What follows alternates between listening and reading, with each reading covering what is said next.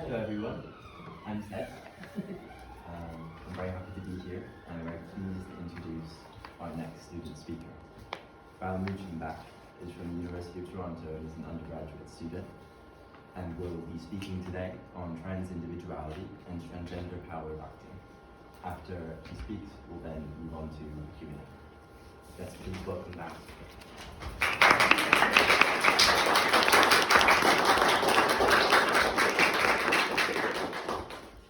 Good morning. My name is Valentin, but you can call me Val. As Seb said, I just finished my undergraduate degree in philosophy and art history from the University of Toronto, and I'm really thankful to be here today. So we'll start with some relevant terminology and then Spinoza technicals like the conatus and the trans individual, and then we'll move into transition as a means of increasing power of action. Then we'll address the gender binary and the immateriality of gender substance, and then we'll finish with some remarks on community and friendship. I know that everyone is familiar with Spinoza, but I'll kind of highlight some things I'd like to bring to the forefront, so just bear with me. Alright, so gender dysphoria is described as a distressing or dissociative incongruence between physical sex characteristics and one's desired gender expression. Medical transition is understood as a process in which someone undergoes medical treatments to modify sex characteristics to bring them in line with one's gender expression. Social transition is kind of like a coming out. It's a process by which someone affirms trans identity by sharing it with others. Processes can vary, but usually includes things like changing one's name, pronouns, changing the washroom one uses, or their clothing and hairstyle. Is separate, but usually related to medical transition, as in my case. Transgender is an umbrella term for anyone who feels their assigned sex limits or does not correspond to their essence or their internal sense of self. This doesn't always involve medical transition. Transsexual is seen as an offensive term by some, but many trans people, including myself, have reclaimed this word to refer to people who are undergoing medical treatments to change their sex characteristics. So I'll be speaking from a place of transsexual experience, which may differ from someone who does not undergo medical treatments. All right, so let's get started. So in Spinoza, the essence of an individual is a markedly unstable category. In the Ethics, the essence of any finite mode consists in its striving to maintain its own being, termed the conatus. For man, the conatus consists of mind and body joined in their striving. The conatus is expressed as a ratio of motion and rest, with individual parts constantly subject to change. One's body parts can be modified or removed without changing the individual's essence as long as the relation remains. Identity is defined as a unity of several distinct parts, and one's stability is dependent not on the individual parts, but their striving together. So Spinoza accepts nothing except what follows from the necessity of the efficient cause. So for this reason, he refuses to treat the conatus as teleological. Human perfection, therefore, is not necessarily an unchanging state one reaches or a quality one has, but an active ability to adeptly strive. So Book 5 describes the free individual not as one holding any particular enduring trait, but as one with the ability to order and connect the affections of the body according to the intellect. Freedom of perfection is not a quality one has, but a sensibility to act according to desires. So the affects, specifically desire, are constitutive of man's essence, of the conatus. So desire as the affect out of which other affects, namely that of joy and sadness, are born. Desire is the affect out of which joy and sadness and other affects are born. So it follows that joy and sadness, regarded as two of the primary affects out of which most other emotions are derived, are the ones involved in a change of power of acting. In Book 4, we find the quote, "Those things are good which assist the various parts of the body and enable them to perform their functions, and as pleasure consists in an increase of or aid to man's power insofar as he is composed of mind and body." So the happier and more free we are, the more we feel capable and empowered to act. It thus follows that as individuals, we may choose to remove or avoid whatever we deem capable of enduring our faculty of existing and enjoying the rational life. Conversely, whatever we find useful for our enjoyment of life, we may appropriate and use to our own interest. So Spinoza sees this crucially individual ability to choose for ourselves as a sovereign right of nature. So I'd like to stress that the capability for action specifically involves change of the body and mind. So in Book 5, Spinoza says that we hope that our bodies may change into another capable of a great many things and related to a mind very much conscious of itself. Moreover, an individual's stability cannot exist in stasis or in isolation. As Spinoza states, the human body stands in need for its preservation of a number of other bodies by which it is continually, so to speak, regenerated. Etienne Balibar emphasizes the dissolution of a boundary between interiority and exteriority in Spinoza. Not only is the body materially constituted by constant reciprocal exchange between individual parts, but mentally all consciousness of this body mixes up or confuses its own states with ideas of other things. So things we would typically consider to be the most interior parts of us are actually constituted by what we understand as exterior. That's what the regeneration from Book 2 means to Balibar. As he's put it, to say that an individual continues to exist is simply to say that it is regenerated or reproduced. An isolated individual, deprived of exchanges with the other individuals that form its environment, could not be regenerated and it would not exist. So Balibar uses this notion of regeneration to later discuss Spinoza's concept of friendship and a community of peers. So these other individuals in this case are necessarily other people. And while the notion of community and chosen family is highly relevant to the transgender experience and will be discussed in later sections, for now I'd like to extend Balibar's definition of other individuals to include not only community members and friends, but non-human bodies, anything typically viewed as external to an individual that is instrumental to their power of acting. So medical treatments such as HRT become constitutive of a more powerful transsexual. Gender dysphoria is an experience of the sad affects in that it restrains our power of action. It is a dissociative experience in which one's biological sex characteristics do not accord with what we know as our nature. Trans people often describe their pre-transition bodies as estranged. One looks in the mirror and cannot see themselves in the reflection. It is for this reason that Spinoza's assertion that we hope our bodies may change into one related to a mind very conscious of itself is crucial. Spinoza encourages us to make use of what we find in nature to preserve our being. I believe this encouragement does not stop once we reach our own bodies. As we have seen, one's body can in fact be modified without disturbing their essence. So transness is often misconstrued as the pursuit of an ideal, essentialized, and often stereotypical version of existing sex categories, but no pursuit of transition can be universalized. Transgender musician Sophie emphasizes how processes of transition differ from person to person, but generally involve growing agency towards the modifications of one's body. When you take hormones, you can just be aware that these are different control systems inside of you, and you want to take control of those things to try and find a balance that works for you. So once we begin transitioning socially, medically, or both, we're employing means external to ourselves to be able to recognize ourselves in the mirror and thus feel less restrained in our power of action. So to Sophie, taking hormones is not about endeavoring to become a wholly different person, but simply removing what one deems unfit for themselves and adding what one believes could be beneficial. A transition is wholly dependent on the subject's personal preference and comfort level and what they believe will allow them to enjoy their lives, as is freedom in Spinoza. Coming out as trans means you're not a mother or a father, you're an individual who's looking at the world and feeling the world. So a trans individual, in this case a transgender individual, is not defined by the role they were assigned at birth or even the gender they now present as, but in the manner of interacting with one's body and the world. So the capability for feeling the world that Sophie describes strongly parallels Spinoza's notion of freedom as an active capability to change one's body according to one's own affect and in response to the environment. Sophie further describes transition as taking control to bring your body more in line with your soul and spirit so the two aren't fighting against each other and struggling to survive.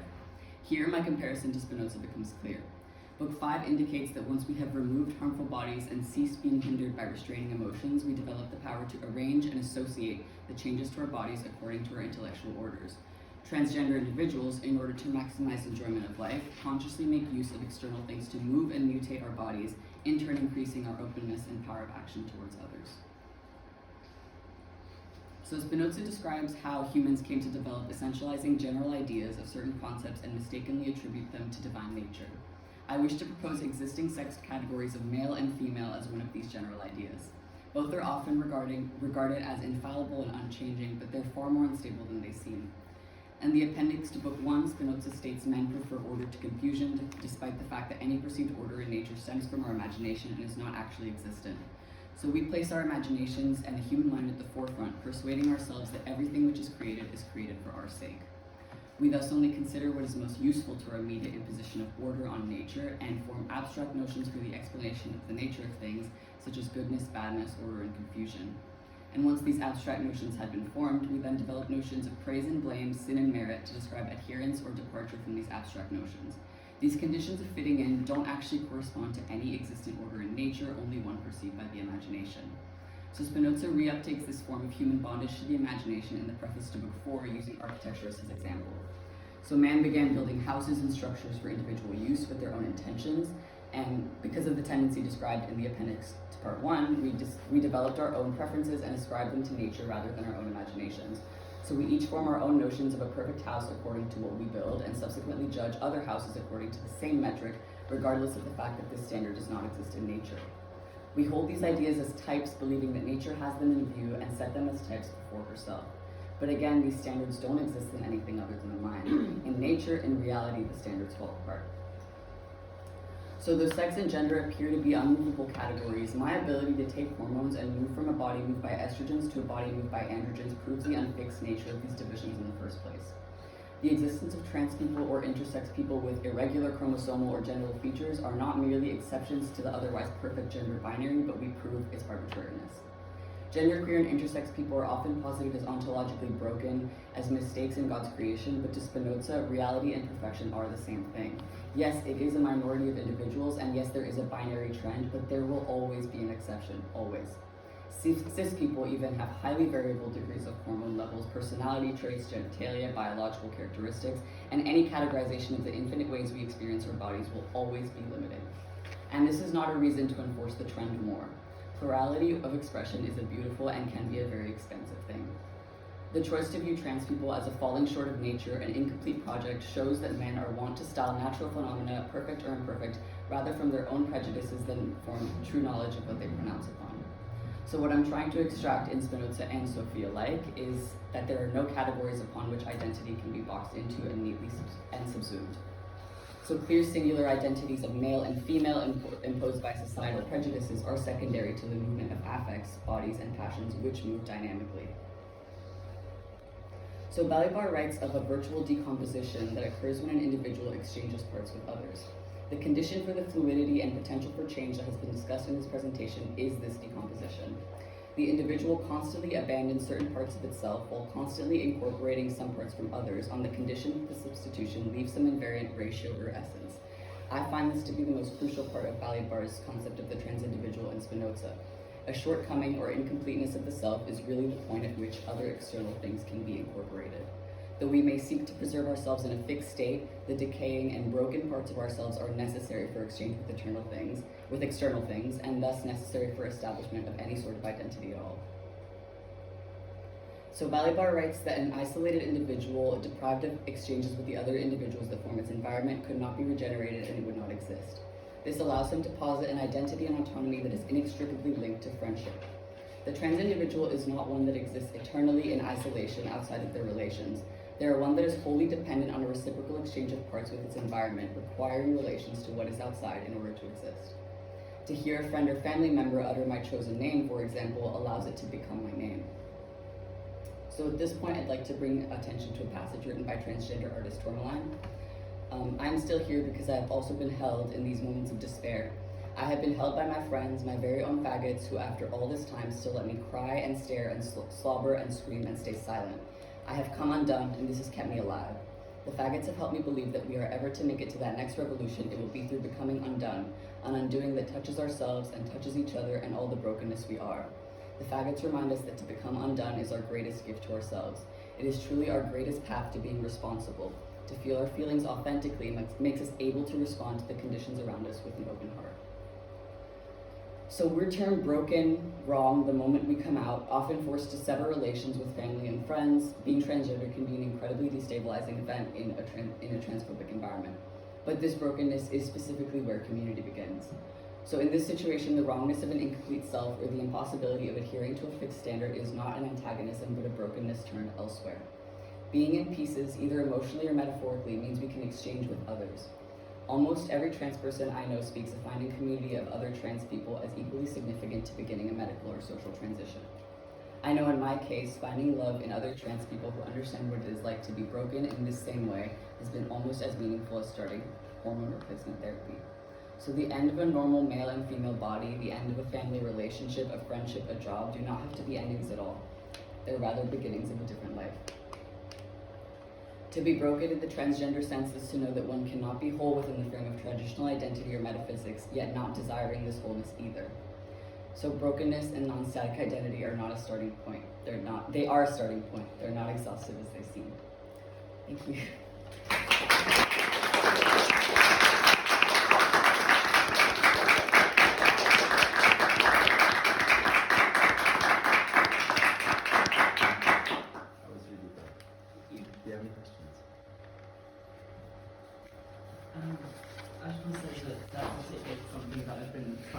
about for many years of my life, and it's just found useful, so thank you. I'm glad.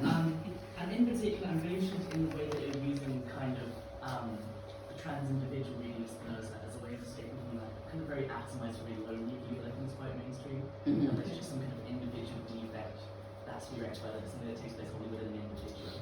I wonder if you want to elaborate on that idea that it's a kind of process taking place just much outside in our kind of connections with others, and yeah, just that kind of like unatomized view of transition view.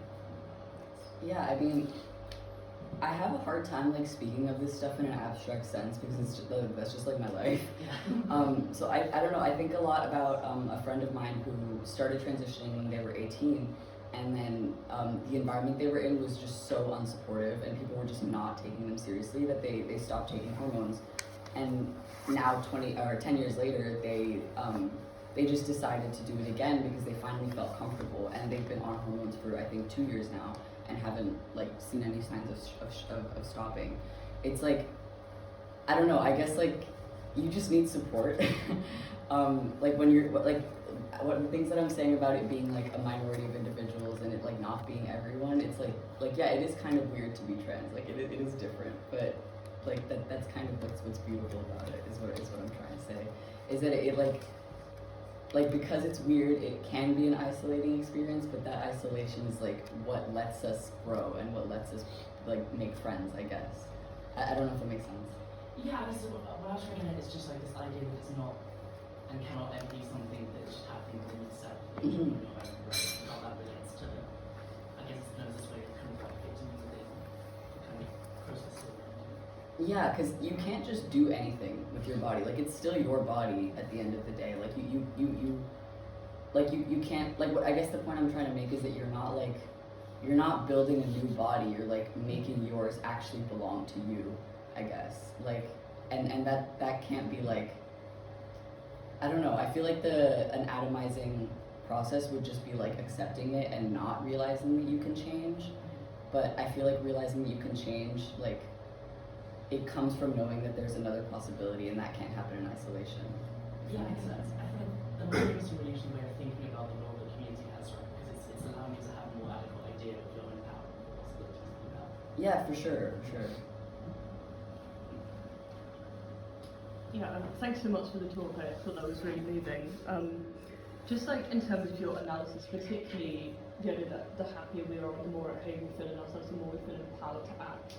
I was wondering whether you thought this could be extended to sort of other things as well as transgenderism. For example, like I really thought it kind of fitted in with sexuality as well, and kind of like accepting that you might not be sort of heterosexual or like what's considered like a mainstream sexuality or whatever.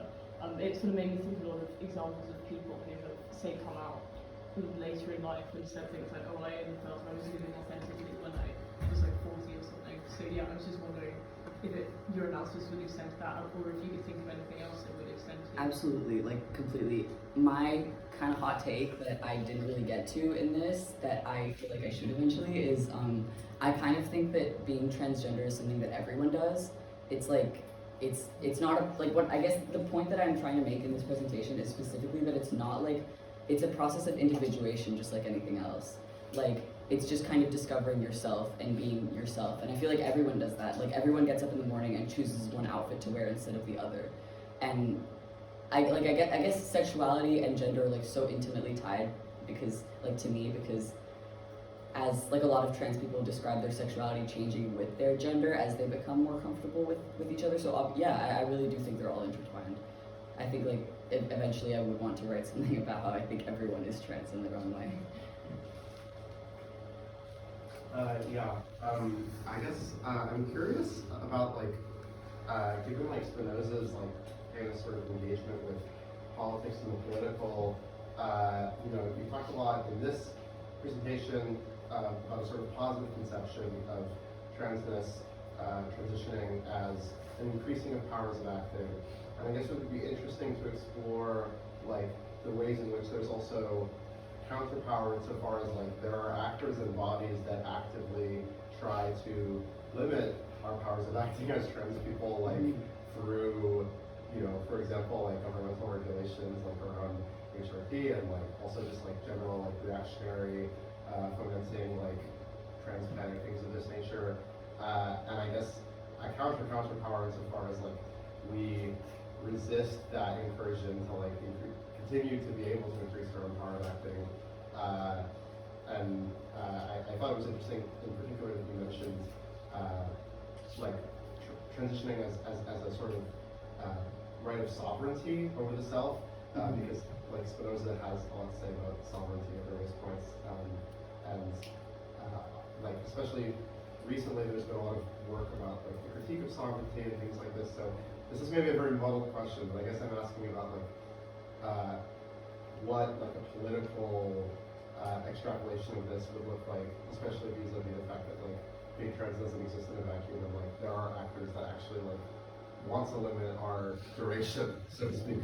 Yeah. I mean, I guess that's what I think the like general ideas thing was doing. I'm not gonna lie, I like have not read a lot of Spinoza's political writings. I'm like still kind of, since I'm undergrad, I'm still kind of glossing over the more like the smaller stuff. But I mean, there is definitely like work to be done there, especially especially lately, because now people aren't just like letting it like before it was such a like, oh, like people didn't even think about it, they didn't know it existed, but now that people know that we exist, they're like trying to limit it. So yeah, I don't know. There's definitely something to be pursued there. Sorry, I can't answer that in a more satisfying way. Your use of Spinoza is very interesting because Spinoza is a philosopher of the transition of this age.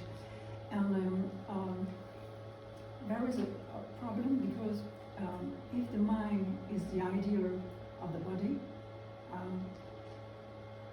does it mean that the body does not correspond to the idea I have of the body? And do you think there is something in the body that indicates that I am not who I am? Or the body are there to transform itself to be in adequation with the idea of the mind? Does it imply that transgender is a performance, or that it implies that it's necessary to change the body with medication or operation? Let me know if I'm like not answering the question correctly, but I feel like hold on a second. I feel like the experience of gender dysphoria is very different from the experience of like another kind of sadness. It's like to me, I have like when I was a girl, I had like I was happy, I had happy times, but there was something that was just not right. Like I can't even language it, and I feel like that's something Spinoza would kind of be receptive to, like the fact that you can't really speak of these things because they're so like slippery and hard to grasp. It's not necessarily like a sad experience of the mind, but it's like a dissociative one where it's I don't know how to explain it again, but it's not like your mind has a different idea of your body. It's just that you want to change your body. I don't know how to explain it. Like you feel restrained by the body. I don't know. And I do think that something about being transgender as a performance, like I do think that kind of has like some merit. I mean, especially given like Judith Butler and like gender philosophy. Yeah, I don't think that's outlandish to say. I think gender, like in general, is kind of codified by behaviors that are performed and not really intrinsic. Sorry if that's not a great answer. Thank you very much. I want to ask first a question about Spinoza's idea of freedom and how that engages with the view that he presents a framework where the freedom to transition is part and parcel of this notion of freedom, and then comparatively, where he is quite specifically responding to the exclusion of the mind from the natural world in Descartes, that Descartes has a notion of freedom is that more hospitable or less hospitable or difficult to determine as to whether that's more appropriate framework to think about your own personal history of intention, desire, and transition to move away from sadness to a sense of being comfortable in yourself as part of nature, or your mind being separate from nature. So which one would be more adequate? Would it be the Well, Descartes' notion of freedom was Spinoza's notion of freedom, and also, in a way, freedom of the will versus freedom from domination, slavery to affect and passions. And it seems to me that it's an open question, which is a way of thinking about your own experience, which gives you a sense of location, an intellectual, but also a practical and physical location that seems more satisfactory to you. Yeah, I agree. I mean, I feel like my issue with Descartes is specifically the fact that like everything is just so withdrawn from nature. Like, I think I like Spinoza because the fact that I can choose to do something that doesn't mean that it's like worse, or that doesn't mean that it's like the fact that I can choose to change is not like a hindrance. It's like this. It's like the strength of the whole thing. I guess like the strength of the human experience, the strength of the freedom is the fact that you can choose for yourself. Like not necessarily in like a free will type of way, but in the fact that like being determined by like your feelings and being determined by yourself instead of like in the context that you are, instead of isolated from it, like that's not a bad thing. Like it's something that you're encouraged to do. I don't know if that answered the question. It starts to, yes. It would be a really long answer. I have a question / critique about your sort of perception of the colossus of the transgender individual. So trans people are defined by the relationship between their sex and their gender identity. In the sense, there are two different colossuses. There is, if I fall into a deep sleep forever and ever, my body will continue producing testosterone, and it will pump it out, and my facial hair will grow, my leg hair will grow, I'll have all the testosterone effect. Simultaneously, my brain will be continuing to think the way I do, to have the emotional responses I do to that. And the dissociative thing that you mentioned is a result of these two different colossuses. Mm-hmm. And this also sort of ties into the earlier question about sort of connection between the mind and body.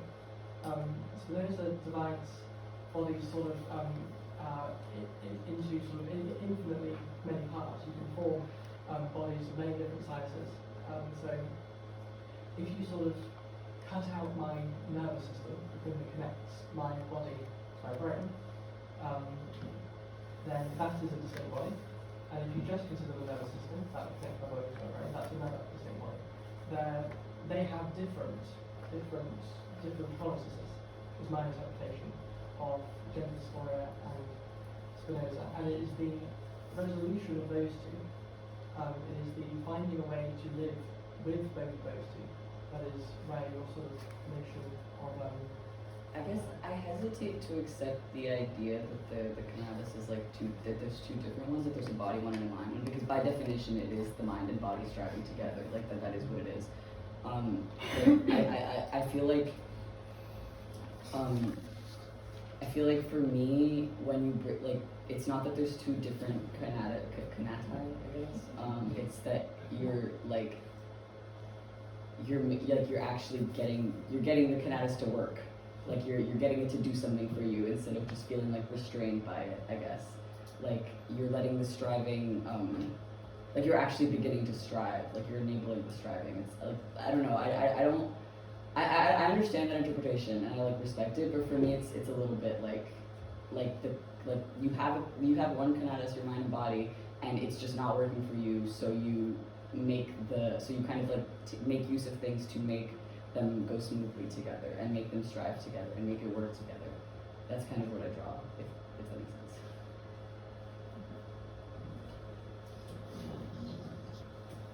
Thank you very much. I would like to ask you if you have the impression with someone new, and what is the relation you have to the person you were before, and if if you feel that something in you is dead, and if the Spanish poet Spinoza can inspire you. I know a lot of trans people, like they do like to be like, okay, that old me is gone, that like I'm the new me. But I personally don't feel that way. I respect them, but for me it's like I was dead before and now I'm alive. Like that's how it feels. It's like kind of an inversion. And I don't feel like I am a different person, which is why like when family when they talk to me, they'll like a lot of my extended family, they're like you're a different person, like you're completely new, like you're dead. I just don't, it doesn't make sense to me because I'm like I'm quite literally the same. Like I still have the same sense of humor. I still like I study the same things. Like I like the same thing. I dress the same. My style has not changed like at all. So I feel like I don't know. Like personally, I feel like transitioning is a process of becoming alive, and I guess that's what Sophie like shows to me, like, or the writing that she's done, like shows to me is that it's like it's a process of becoming a person just like anything else. It's like it's just a different kind of personhood.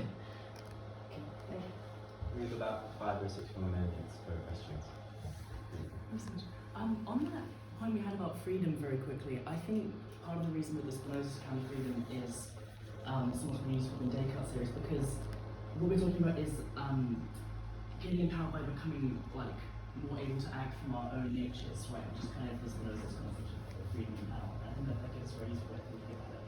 But back to you. There's a very interesting quotation in Spinoza talking about the relation of the mind to the body. There's an interesting what, sorry? There's a very interesting quotation where Spinoza talking about the relation of the mind and the body, where he says, no one has yet determined what a body can do. No one has yet determined what a body is capable of.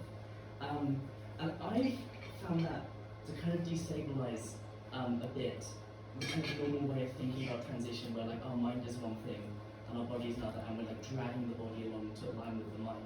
Because I think it can just as much be the case that the mind changes with the body, right? Like we probably go from having an adequate idea, and then as our body changes, our mind changes with it. So I just wanted to think that's another way that Spinoza kind of destabilizes. Yeah, completely. Because it's not, because like when you take hormones, a lot of people just have this like conception that all that changes is your body, and that you just like grow facial hair, or like, you know, I don't know, whatever, like, or like your face gets rounder, but like it's like your emotions completely change too. Like you're like the way you experience things just like changes so much, and it might be because of the hormones changing like the chemicals, but it also might be because you're finally like more comfortable in your body that it changes that. But like that's exactly like what I'm trying to say with the like the fact that you can transition at all. It just proves that all this stuff just makes no sense. Like all these like hard limits that we put on the bodies, they just like on our bodies and minds, they just don't really hold up, because you can change it. Like it's not that you're dragging it along, it's that you're making something new. I don't know, like what I like about Spinoza is that like all the finitudes of things, they're not endings, they're not negative. It's like where you can grow. And that's like what I feel that the body being different from the mind, that's not necessarily like a bad thing. That's not you having like a wrong body, that's just you having a different body that you're like having fun with, I guess. Last question. Well, I guess I would sort of try to add to that by like raising the idea that like in fact, I mean, it's sort of implied in what was already said, but like that like the process of transition, both medical and social, in a way, is in fact sort of a proof of Spinoza's like mind-body parallelism, insofar as like exactly as you said, like it's not like a one-way process. They're actually like quite mutually essentiative, and like as you change your body, your like social and like emotional and mental experience like all changes, and it's like, oh, you're changing your body in accordance with an idea, but it's not just like one directional. Like once you change your body, the original idea you started with is also changing, and like these things, Mhm. yeah, these things interact in a way that is like sort of propelling and like never like stops where it starts, or never stops where it starts. Yeah, completely. Like you're like you're still limited by what was there before, right? Like you can't just build a new body and put your brain into it. Like that's not how this works. That would be Descartes.